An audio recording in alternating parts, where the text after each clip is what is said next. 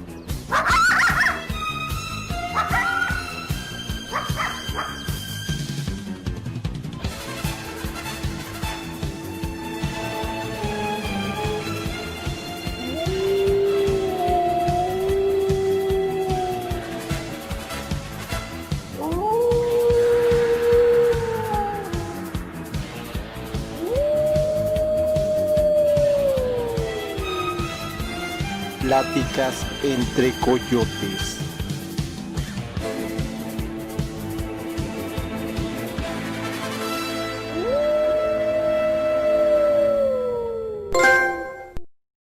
Muy buenas tardes a todo nuestro auditorio que nos hace el favor de escucharnos y de vernos. El día de hoy vamos a tener un programa especial, vamos a romper un poco el formato que habíamos tenido en la primera temporada. Iniciamos con el regreso de nuestra sección Caja de Chingaderas y lo primero que tenemos que explicar es ¿a qué le denominamos cajas de chingaderas? Bueno, todo latinoamericano, incluso también en Europa se estila tener un cajón, una caja o un bote donde se guardan pequeñas cosas que son muy útiles, pero que en su momento no lo son, como un tornillo, un clavo. A eso se le llama comúnmente caja de chingaderas. Del otro lado del charco le llaman la caja de sastre. Pero en nuestra idiosincrasia, nosotros le dimos ese nombre a esta sección, que va a tener esos datos que son muy interesantes, son muy útiles, a lo mejor no en el momento, pero llegado el momento, es un comentario muy inteligente que ustedes tendrán en su arsenal cultural para poder debatir alguna plática interesante.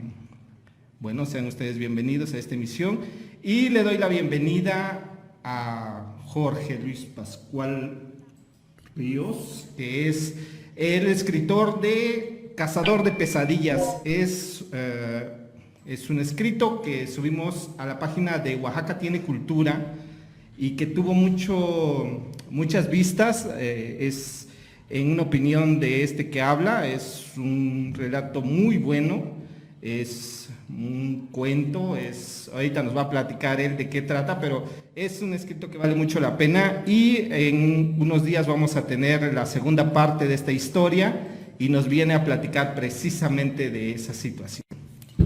Muchas gracias, buenas tardes a todos los que nos ven. Yo aquí esperando, ansioso ya por contestar sus preguntas, esperando que la siguiente parte de este escrito sea también de su agrado. Ya se terminó, recién salidita del horno, ya la vamos a tener próximamente, así que adelante, vamos a darle. Bueno, yo hace aproximadamente como 10 minutos terminé de leerlo, la segunda parte está muy buena para los que conozcan la primera, no se van a decepcionar. Yo estaba esperando ciertas cosas y me sorprendió en buena manera lo que leí. Bueno, vamos a comenzar nuestra caja de chingaderas respondiendo algunas preguntas que amablemente nuestro culto público hizo favor de enviarnos en nuestras redes sociales. En un momento las vamos a poner a disposición de ustedes para que nos manden preguntas, dudas y ese tipo de cosas. Bueno, la primera pregunta viene del usuario Casandro con y Alejandro B&B. Los dos hicieron una pregunta similar y dice: en los cuentos hablas de épocas de los antiguos, de los penachos grandes, y nos gustaría que nos dijeras en qué orden van. Bueno, lo que pasa es que en Jojo, para referenciar a las fechas donde pasaron los relatos o los cuentos, solían marcar esas épocas con esos nombres. Entonces, el orden que más o menos yo he ubicado a lo largo de todo este tiempo que he tenido contacto con las historias es la edad de los gentiles, y después le sigue la edad de los antiguos, y luego viene la edad de los penachos grandes, y después la edad del abandono, y después se supondría que nosotros vivimos en la edad del olvido o la edad de los fueranos. Así es como decían los viejos cuando decían una historia. Esta historia en la época de los penachos grandes, hubo una vez en la época del olvido. Así es como marcaban los antiguos de Jojo o los viejos de Jojo sus relatos. Espero haber contestado la pregunta. Casandro con y Alejandro B&B. También tenemos otra pregunta con Carmen G, Guijardo, Alicia Sinconde y Brisa Cruz.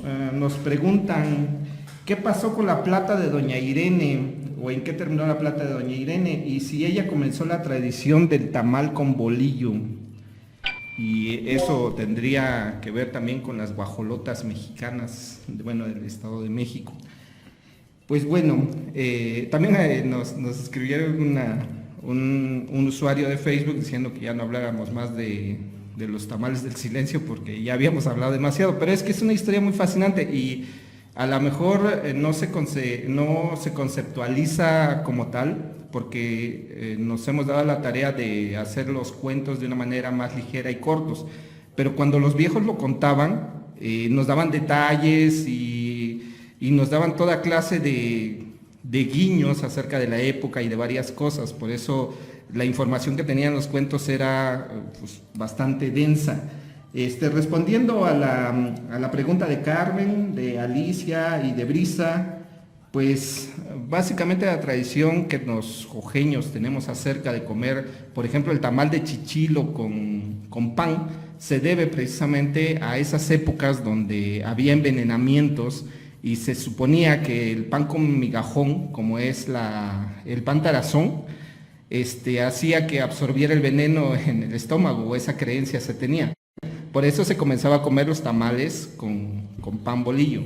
No sé, hasta ahorita yo no he tenido noticias si eso haya sido el precedente de las famosas guajolotas del Estado de México, pero yo me imagino que por ahí viene la situación, porque esa situación fue muy marcada, se dio en Jojo, salió de aquí, y precisamente porque en la revolución así ajustaban a los traidores o así ajustaban a las personas que no eran convenientes para la tropa, e internamente los jefes, en este caso doña Irene, que también era como una generala, estaba a cargo de un regimiento y también era la cocinera, entonces pues ella era la que dictaminaba ese tipo de cosas. Incluso la historia de doña Irene termina así, ¿no? Envenena a sus lugartenientes, pero ellos saben que van a ser envenenados, entonces la mayoría de ellos dejan su pan, no se lo comen junto con su tamal, y es así como termina la historia, con todos sus terratenientes muertos para guardar el secreto de la plata de doña Irene. La plata de doña Irene, pues a ciencia cierta nadie sabe dónde quedó, hay muchas historias. La vez pasada les comentábamos acerca de las arras que eran de plata y que también tenían que ver con eso, pero a ciencia cierta son pequeños niños que hemos ido juntando de aquí para allá, y la gente que se dedica pues a contar cuentos, que les interesa este tipo de cosas y que yo he tenido oportunidad de platicar con ellos, no hemos llegado en claro qué fue, dónde escondió la plata, si la entregó o no. A fin de cuentas es un cuento muy interesante y es parte de nuestra identidad. Bueno,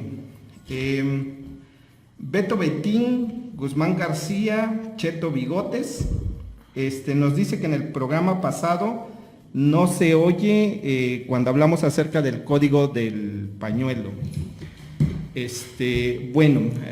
Platicamos la vez pasada, no se oyó porque se cortó la transmisión, pero eso tenía que ver con el famoso código del pañuelo. El código del pañuelo era un código que se utilizaba aquí en Jojo y se refería a hacerle un nudo al pañuelo cuando eran, por ejemplo, los martes de brujas, que era como un escaparate para las muchachas casaderas, que ahí eran donde se apalabraban los compromisos. Si tú tenías un interés hacia una muchacha, pues amarrabas la punta de un pañuelo y se lo tirabas a los pies y ella lo recogía, quería decir que ella estaba interesada y ya platicabas con sus papás ya a la segura, ¿no?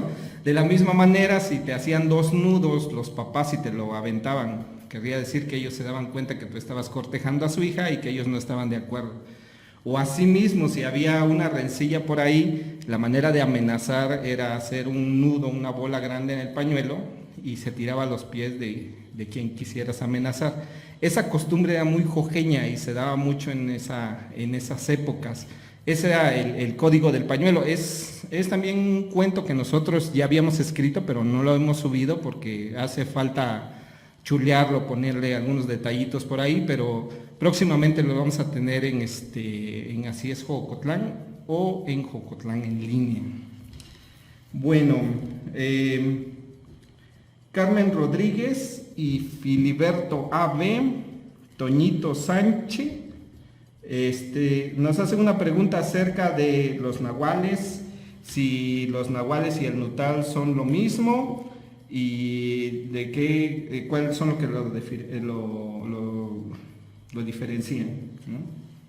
Me interrumpo un ratito hablando acerca del nutal y del nahual.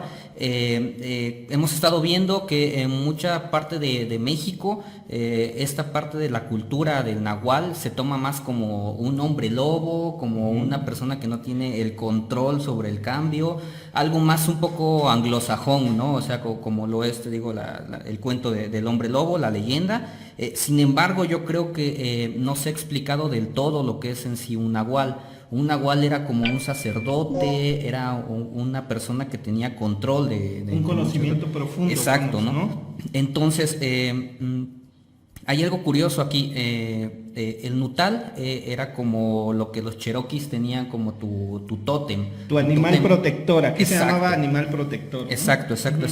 Entonces, como en Estados Unidos tenían estos indios el águila, el lobo, los peces, el oso, etcétera, aquí existía exactamente lo mismo. Sin embargo, solamente un nahual, aquel que tiene ese conocimiento para poder moldear esta energía, este soplo que tenemos nosotros extra, sí. es lo que es la gran diferencia entre el hombre lobo salvaje y totalmente instintivo a este punto. Ok, nosotros publicamos un cuento acerca de Biku Guse se llama, es el perro negro. Nosotros cuando hicimos el cuento, cuando lo redactamos, nos pusimos a investigar si había antecedentes de este tipo de leyendas y nos dimos cuenta que todos eran las aventuras de alguien que pasó o las peripecias de alguien que pasó con el perro negro.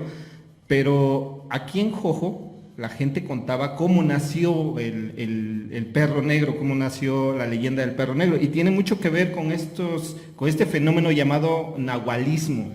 Entonces, los antiguos tenían ese conocimiento para poder invocar el animal protector, el nutal, así le llamaban, así se llamaba en Mesoamérica, el nutal. Y entonces transformarse en un animal con esa energía que decían los antiguos, que la tradición india, la tradición oriental, nos habla de chakras, que son como centros de energía. Bueno, nosotros en nuestra cultura también teníamos ese concepto, y ahí eran 7 chakras, aquí eran 14 centros de energía. No recuerdo la palabra cuando cuando llegue su momento, el coyote anotado, aquí va a salir una nota con el dato exacto, pero no tenían su nombre específico para esos centros de energía, y esos centros de energía se invocaban, se explosionaban y creaban un fuego que no quema y se transformaba en una bola de fuego que eran también de donde viene la leyenda de las brujitas, ¿no? Entonces esa energía hacía que se transformara el físico de la persona, en este caso el nahual, y se transformara en un animal y viceversa. De hecho, y adelantándonos un poco, hay una situación muy parecida, y eso me llenó de mucho gozo como lector, cuando en tu cuento, en tu escrito, recurre a ese fenómeno, el brujo, sí, ¿no? Ahorita vamos a hablar más de eso, pero claro, sí, es interesante. Bueno, entonces el nutal es el animal protector, y el nahual es en sí el brujo o el sabio que invoca esta fuerza para poder hacer este proceso de nahualismo, ¿no? Bueno, es Carmen Rodríguez y Filiberto Abe, y Toñito Sánchez también nos preguntó eso. Tonito Paz Sicoberna nos pregunta acerca del bastón de mando. Nosotros hicimos un escrito en en Jocotlán en línea, acerca del día sin sombra. El día sin sombra hace poco pasó, aparte, que es el día de la mucha luz, le decían aquí, que era cuando el sol pasa a 90 grados en los ejes sagrados de la Tierra, y pues no proyectan sombra los cuerpos físicos. Ese era el día de los rituales de los bastones de mando de los sacerdotes de día. Así eran como cargaban de poder su bastón de mando, por así decirlo. Entonces, si se heredaban o si eran dados, básicamente eran heredados de maestro a alumno, que generalmente era de padres a hijos. Dice la leyenda que eran 14, que tienen también que ver con los 14 animales sagrados de los mixtecos y los zapotecos. Entonces se decían que estos generales tenían este bastón de mando, y aparte tenían un ejército como particular cada uno de ellos, ¿no? Su guardia personal, ¿no? Su guardia personal, así es. Entonces, así tenemos al nahual del murciélago, al nahual del conejo, al nahual de la serpiente, al nahual, todos estos animales místicos, ¿no? Sí, es curioso mencionar este punto, como de nuevo, en comparando con lo que está fuera de México, estos 14, no sé si les recuerdan inclusive hasta los Caballeros del Zodiaco, hasta todas esas partes de la cultura pop de hoy en día que están basadas específicamente en un punto de la mitología, hasta de algún lado, ¿no? Los dioses griegos por un lado, de este lado pues obviamente que nuestras tradiciones, nuestro acervo cultural, nuestro folclore también, ¿no? Sí, claro. Entonces, es curioso ver cómo se repiten todas las historias de cierta manera, con un giro y con un toque muy específico a lo que es México y Oaxaca en particular, ¿no? O sea, 14 nahuales, 14 animales sagrados, 14 centros puntos de energía, ¿no? Sí, así es. También se habla de 14 volcanes en el eje sagrado de la Tierra, que también eso es un tema muy apasionante. Y ahorita que estábamos preparando el tema que viene más adelante acerca de las deidades femeninas, o sea, las ¿cómo se llama? Las situaciones que son iguales a los similares, las similitudes que existen entre una cultura y otra, pues en esencia son lo mismo. Y hablábamos que por eso fue como la transición muy amable entre el catolicismo y la religión que tenían los prehispánicos, lejos de la conquista que se llevó a cabo por parte militar y ese tipo de situaciones. El traslado de cultura fue como muy amable debido a esas similitudes que había bastante marcadas en eso, ¿no? Bueno, bueno, la pregunta es si el bastón de mando era heredado. Pues sí era heredado y se heredaba de maestro a alumno. Casi Ceci, Antonio Crucru, Temporo y Cuquita López, LPZ, dice, el hijo del parque de Jocotlán, donde se hacían las reuniones en la época de los antiguos, se colgaba a la gente. ¿Y por qué se colgaban a los ladrones en las mojoneras? Bueno, eso tiene que ver con uno de los que nosotros igual subimos a Jocotlán en línea. Y habíamos dicho que en las mojoneras de Jojo había fresnos. Esos árboles servían para colgar a los ladrones en aquella época. ¿El porqué de esa situación? Bueno, respondía a dos cosas. La primera es que los carboneros o las personas que transitaban hacia la ciudad de Oaxaca, para evitar que los asaltaran, contrataban a los jojeños, una escolta jojeña, para que pudiera pasarlos por Jojo. Y ese era el camino que en Coyotepec era el camino que regularmente se pasaba, o se pasaba por atrás de Monte Albán. Pero esos, si había algún ladrón o algún asaltacaminos, eran colgados en esas mojoneras, precisamente como una advertencia a los demás ladrones de que en esta tierra jojeña no se permitían esas cosas, ¿no?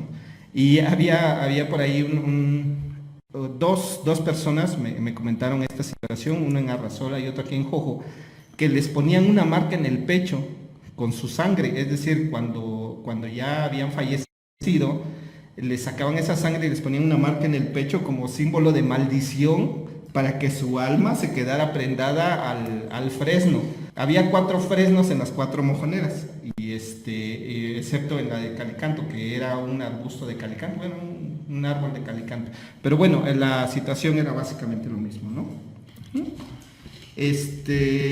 Perdón, no contesté la pregunta. Digo, del parque, sí, internamente cuando se hacían los juicios orales, me comentaban unas personas, me parece que don Andrés, no es cierto, un señor que se llamaba Domingo, y que tenía una tienda en el barrio de La Dolorosa, me parece, es por Tres Cruces, donde ahora está el DIF, donde después fue la tienda de Tío Longino. Ahí había un señor que comentaba esa historia, que decía que sí, cuando se hacían juicios orales aquí en Jojo, se colgaban en ese higo que estaba enfrente del municipio. Ahora ya no existe porque ya se secó, ya lo cortaron. En su lugar hay una piedra, me parece, y hay un árbol de álamo. Pero bueno, sí, ese era el árbol donde se colgaban a las gentes que encontraban haciendo pillerías, ¿no? Sarita MMM y Sandra GTA dice, habla de la leyenda del águila bicéfala en la Mixteca Alta y del guerrero del canasto. Bueno, yo supongo que es referente al escrito que subimos de la nube negra. Ñubico, sí, así es. Bueno, lo que pasa es que hay varias leyendas acerca de la nube negra. En la Mixteca Alta hay 2 leyendas que son como muy marcadas. La primera dice que igual el águila se llevó a 2 niños, y la señora se vistió para que le pudiesen permitir cazar al ave, se vistió de hombre, y ella fue la que cazó al águila bicéfala. Y hay otra versión también que dice que un guerrero, protegiéndose del águila, se metió dentro de un canasto para que no pudiera agarrarlo con las garras y de esa manera poder cazarlo. Y básicamente las historias son lo mismo, siempre hay niños involucrados, el águila se los lleva y pues se cobra venganza o se da cacería a esa amenaza alada, ¿no? Pero sí, esos son las leyendas oaxaqueñas. Hay también, de hecho, creo que se llevó un águila disecada a un rey, es Carlos IV, me parece, donde atrapan una de estas águilas, la disecan y la mandan al viejo mundo para que vea al rey los animales que había por acá. Bueno, Bravo Casas, Carmen Aguilar, Ernesto Blas, Manzano Casas, Tonino Vázquez, dice, habla de la leyenda de Tonatzin y la Virgen de Guadalupe. Bueno, aquí nos vamos a atorar porque es un temazo, es muy complejo platicar de esas cosas. Lo vamos a dejar para la última parte del programa, pero es un tema muy interesante y es precisamente, hablamos de estas similitudes que hay entre la Virgen de Guadalupe y Tonatzin, y por qué el paso tan amable de la creencia y de la conversión de las personas que adoraban a Tonatzin, ¿no? Bueno, Sicario 40, Thomas Link y Cómputo Santa Cruz dicen: ¿dónde encuentro los programas pasados y los cuentos? Bueno, los cuentos están publicados en la página de Oaxaca Tiene Cultura, en la página de Así es Jocotlán, en la página de Jocotlán en línea, y me parece que nada más. Pero hay un canal de YouTube. Cuando suba el Coyote Anotado ya saldrán aquí los links, y ahorita subiremos en la descripción de este programa los links donde puedes encontrar los videos de los cuentos como tal, el escrito de Jorge Pascual, y también algunas promos que hicimos acerca de los cuentos de Jocotlán en línea, que son en video corto. Y pues a ver dónde nos quedamos. Encuentro los programas de cuentos. Okay. Mercadito y más, López Domingo, Anel Salvatierra, los nogales de Jalpan, habla acerca de los nogales de Jalpan y del solar del Toronjo. Bueno, los nogales de Jalpan son una línea de nogales que mandó plantar Porfirio Díaz en Jalpan, precisamente donde está el tianguis de Jalpan, donde hacen el tianguis de Jalpan. Ahí comienza, y lo hizo como barrera, como militar. A mí me vuela la imaginación a los setos de la Primera Guerra Mundial, claro. Que eran sembrados, y que los tanques tenían mucho problema para pasar, y para cosas de visión, etcétera. Porfirio Díaz lo hizo pensando en fortificar esta parte de Oaxaca. Cuando Porfirio Díaz viene huyendo, no recuerdo de qué batalla, se va a resguardecer ¿cómo se llama? A San Bartolo Coyotepec. Y en San Bartolo Coyotepec, una de sus instrucciones es plantar esos nogales, que ya no se les llevó a dar continuidad por las cosas que pasaron con él, y ya después pues todo lo que vino, pero esos nogales fueron mandados a plantar por Porfirio Díaz. Incluso él aportó plata para que pudieran ser plantados. Y también dejó instrucciones para que se poblara de jacarandas. Él también viene acerca de uno de los cuentos que todavía no subimos, porque ya está escrito acerca de la conspiración de la jacaranda, claro. Que ya fueron traídos ya mucho después de que Porfirio Díaz fuera al exilio. Hubo un gobernador que era muy seguidor de Díaz, y ese fue el que llevó a cabo todo el plan, y por eso Jocotlán tenía una entrada de jacarandas. Pero eso ya hablaremos en su momento, porque también es un tema muy apasionante, ¿no? Sí. Berito Sáenz, Patricia Zárate, Mónica Cruz, la importancia de las mujeres en la época precortesiana, si había machismo y si iban a la escuela. Bueno, las mujeres eran muy importantes, al menos aquí con los mixtecos zapotecos, se les consideraba importantes porque tenían a cargo la ocupación más importante que tenía el imperio, que era el de la crianza de los hijos.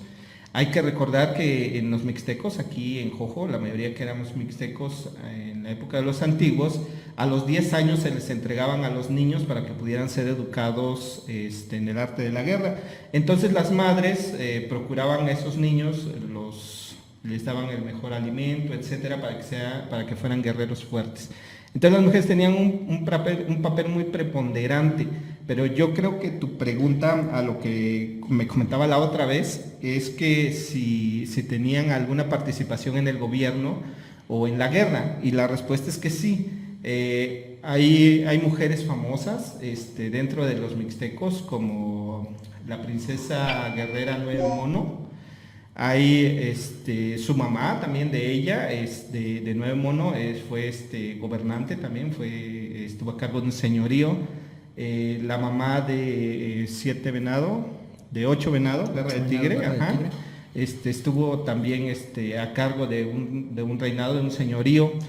Y no había mucha mucho problema con que una mujer tuviera a gobernar un señorío. Lo que pasa es que el señorío se representaba por la guerra y pues los varones eran los que más iban a la guerra, entonces era poco común, pero sí se permitía. En cuanto a los ritos o las sacerdotisas, hay mujeres muy famosas del lado mixteco, del lado zapoteco también, incluso Donají era sacerdotisa, a pesar de no ser la única hija del rey Cosijoesa, era la más querida precisamente porque era muy sabia. Y de hecho les tenían miedo.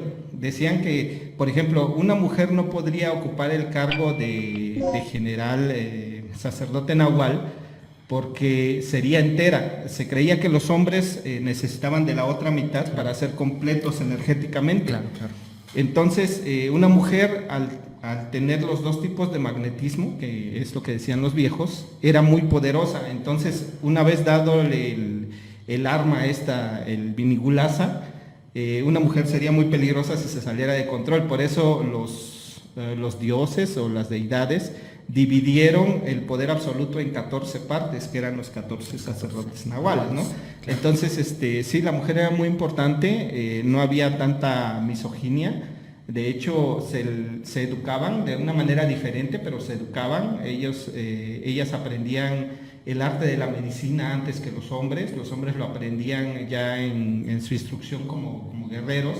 Las mujeres era de cajón, que desde los 3 años comenzaban a cocinar, a saber de hierbas y todas esas cuestiones, ¿no? Entonces las mujeres de los antiguos eran cultas y la mayoría sabía leer lo básico, porque hay que recordar que la escritura mixteca tiene 3 interpretaciones. Hay una interpretación literal, hay una interpretación hasta geográfica de los códices, pero bueno, vamos, esa es otra situación.